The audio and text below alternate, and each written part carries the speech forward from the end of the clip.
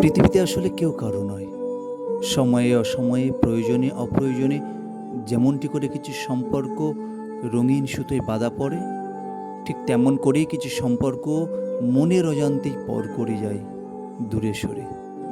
তাতে অনেক ভিড়ের মাঝেও অনেকেই বড্ড একা।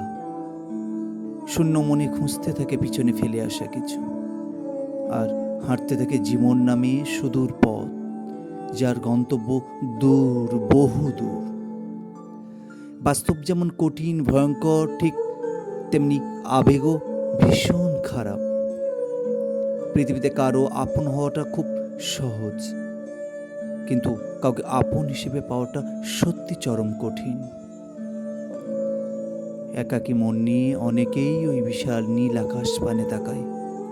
এতক্ষণ নিজেকে ক্লান্তহীন, পাকা ঝাপটানো, গন্তব্যে পৌঁছানো অবিরত প্রচেষ্টারত দল থেকে ছিটকে পড়া কোনো এক পাখি মনে হয়। জীবন হলো সুদূর অচেনা পথ, আর সেই পথের অচেনাও একলা পথিক আপনি, আমি, আমরা অনেকেই।